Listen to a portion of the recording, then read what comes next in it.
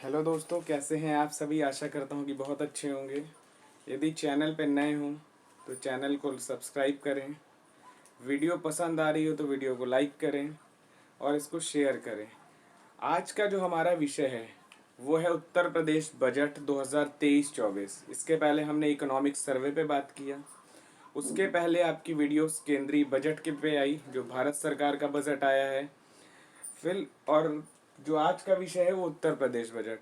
आप इस समय देख रहे होंगे भारत और कतर के संबंध में बहुत तनातनी चल रही। भारत के जो 8 पूर्व नौसैनिक हैं उनको फांसी की सजा सुनाई गई है। वहाँ की एक अदालत ने सुनाई है, तो बड़ा चर्चित है, तो उस पर हम बात करेंगे। साथ ही भारत और कतर के संबंधों पे चर्चा करेंगे। जो भारत और कतर के संबंध पे बात करेंगे वो UPSC civil services GS paper 2 से जुड़ता है, अंतर्राष्ट्रीय संबंध से। तो उस पर भी चर्चा करेंगे अगले वीडियो में। फिलहाल हम आज के अपने विषय पे बात करते हैं, जो हमारा आज का टॉपिक है उत्तर प्रदेश बजट। सबसे पहले देखिए, ये हमारे उत्तर प्रदेश का मैप है, मैंने बनाया है कि आपको समझ में आया था कि इस बार ये जो बजट है कितने का है, 6,90,000 करोड़ रुपए का। सबसे बड़ा बजट है अब तक का उत्तर प्रदेश का। कितना है? 6,90,000 करोड़ का। ठीक। साथ ही हमारा जो लक्ष्य है वर्ष 2022 से जो 27 तक, हमारा जो लक्ष्य है इसमें कि हम 1 ट्रिलियन की इकोनॉमी बनाएंगे। उत्तर प्रदेश की जो इकोनॉमी है वो 1 ट्रिलियन बनाने का लक्ष्य है। साथ ही ये अमृत काल का पहला बजट है। आपको पता होगा जो भारत की आज़ादी का अमृत महोत्सव, आज़ादी के 75वें वर्ष, जो हमारे प्रधानमंत्री मोदी जी का विज़न है कि वर्ष 2047 तक जब भारत अपनी आज़ादी की शताब्दी वर्ष मनाएगा, और अभी 2000 जो चल रहा है 23-22 से, और 2047 तक 25 वर्षों, यानी भारत की आज़ादी के 100 वर्ष जब आएंगे, तो वो अमृत काल के विजन के तौर पे कि हमारे जो लक्ष्य हैं, जिसको मैंने केंद्रीय बजट में जो सप्तऋषि योजनाएं बताई, सप्तर्षि, तो उसी तरह ये अमृत काल का बजट है। साथ ही उत्तर प्रदेश सरकार का, यूपी गवर्नमेंट का ये 7वां बजट है, आपको पता होगा। साथ ही जो हमारे वित्त मंत्री हैं सुरेश खन्ना है, उत्तर प्रदेश के वित्त मंत्री कौन है? सुरेश खन्ना जी। इसमें जो राजस्व घाटा है वो कितना है? तो 3.48% है। राजस्व अधिशेष कितना है? 2.81 है। यदि कुल ऋण यानी डेप्थ और कुल हिस्सेदारी की, देनदारी की बात करें तो वो कितना है? तो 32.1%। वहीं यदि हम बात करें उत्तर प्रदेश में कि वृद्धि किस सेक्टर में हुई है, तो प्राथमिक सेक्टर, द्वितीयक सेक्टर और तृतीयक सेक्टर। प्राथमिक सेक्टर में कृषि क्षेत्र से रिलेटेड आता है। ठीक।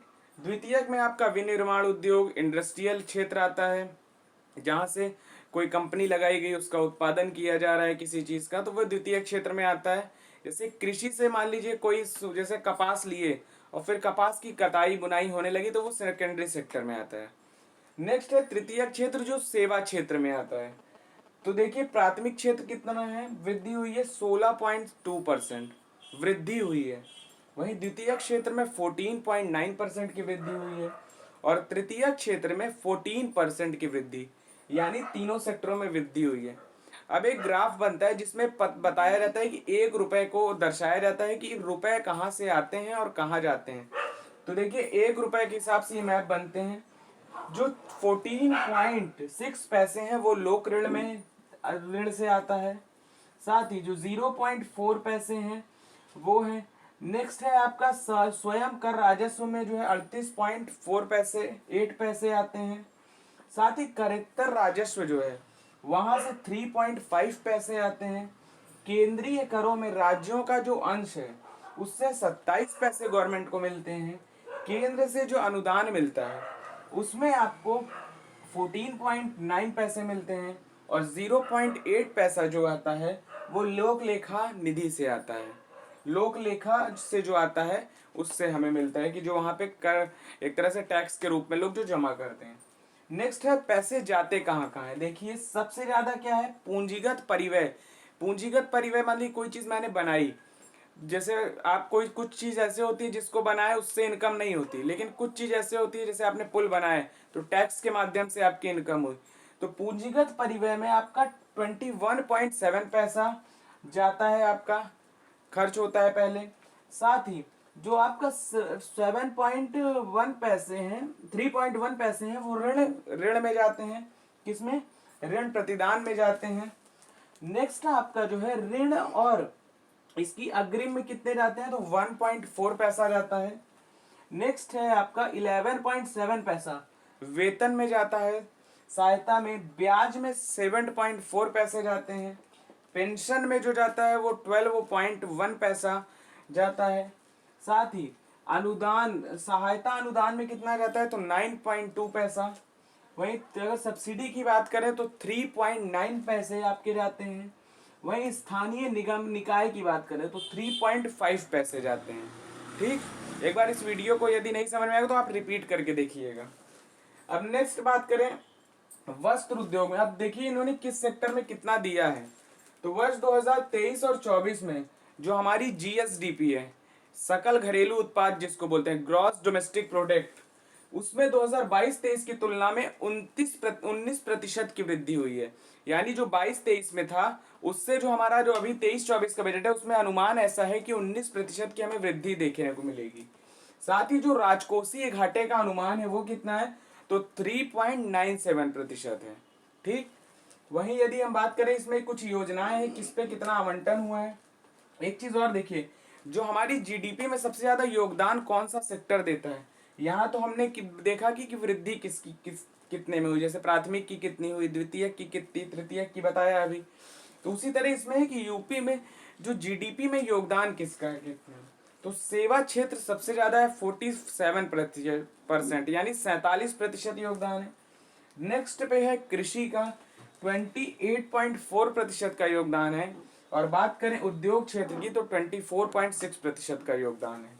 ठीक, तो चलिए अब योजनाएं देखिए। सबसे ज्यादा प्रयागराज विकास बौद्ध परिपथ बनाने के लिए 40 करोड़ रुपए का आवंटन हुआ है। इसको नोट करते चलिएगा, इंपॉर्टेंट है। माँ विंध्यवासिनी राज्य विश्वविद्यालय के निर्माण के लिए 50 करोड़ रुपए का आवंटन है। माँ पाटेश्वरी देवी राज्य विश्वविद्यालय 50 करोड़, ये देवी पाटन जो मंदिर है उसके लिए है। माँ पाटेश्वरी देवी का 50 करोड़ रुपए का आवंटन। नेक्स्ट है मुरादाबाद मंडल में राज्य विश्वविद्यालय के लिए 50 करोड़ रुपए का आवंटन। पंचायत और वार्ड स्तर पे लाइब्रेरियों के लिए, डिजिटल लाइब्रेरी बनाए जाने के लिए 300 करोड़ रुपए का प्रावधान किया गया है। साथ ही ग्रामीण सड़क को बनाने हेतु 152 करोड़ 1525 करोड़ रुपए का आवंटन है।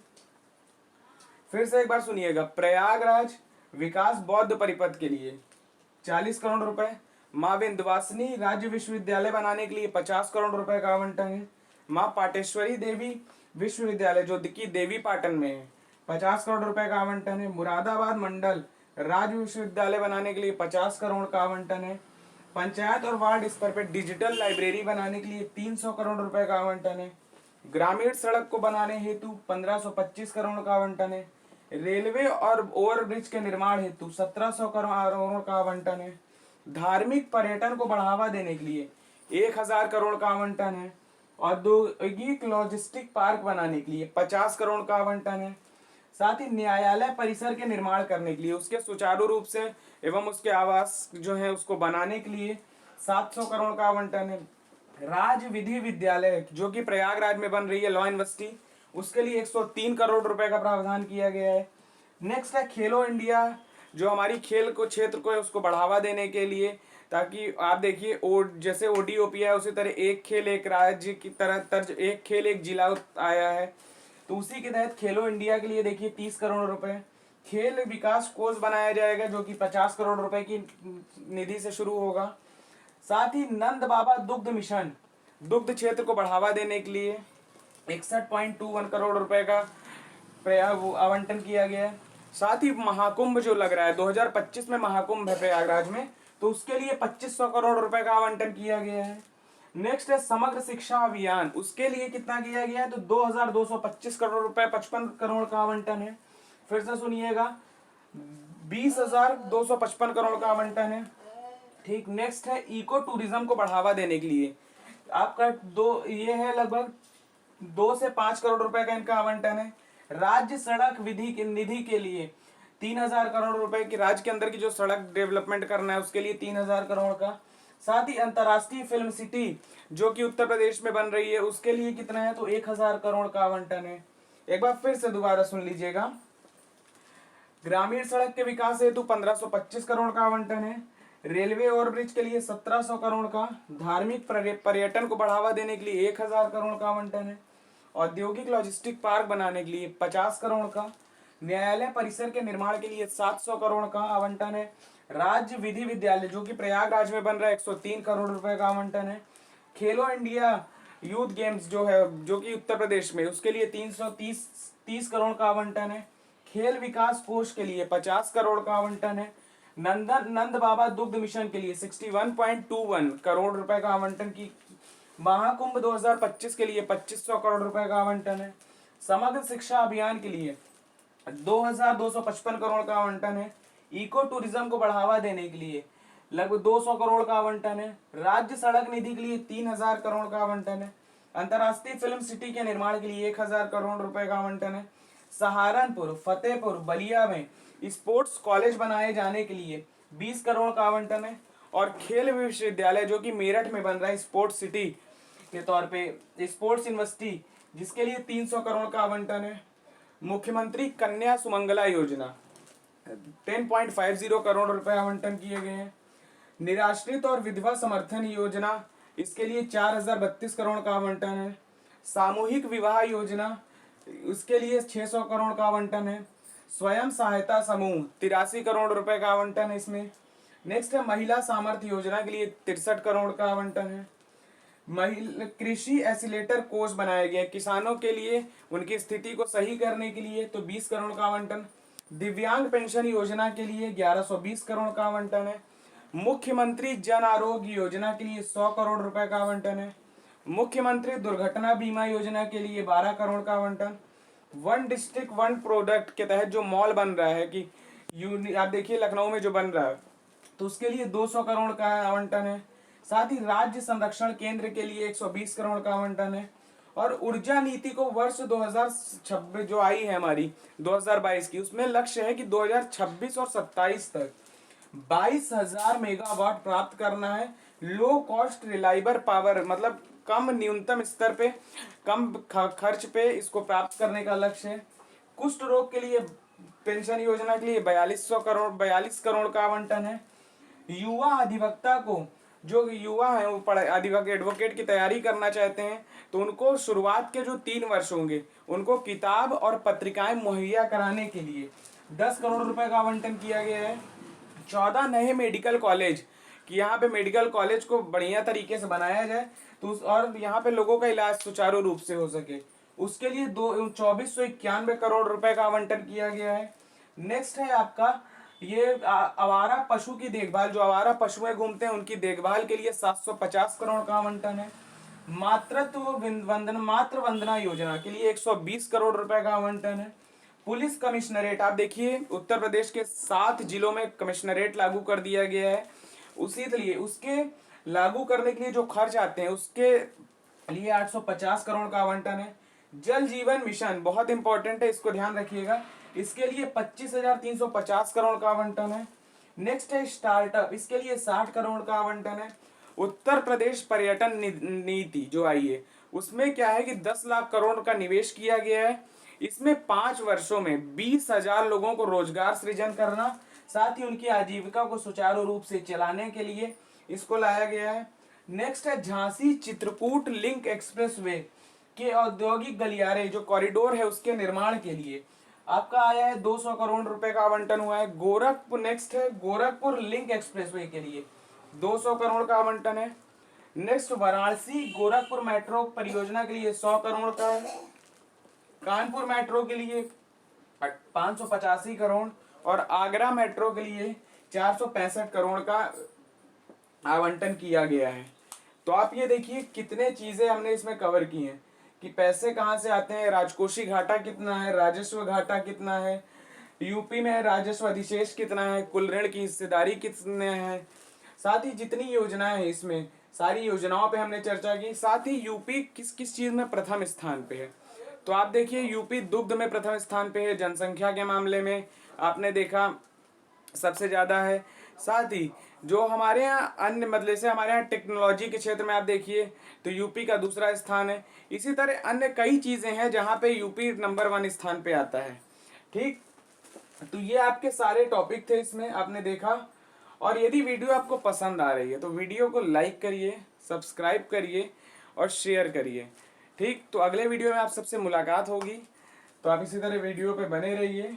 अगले वीडियो में आप सबसे मिलते हैं, तब तक के लिए बहुत बहुत शुक्रिया, आभार, जय हिंद, जय भारत, धन्यवाद।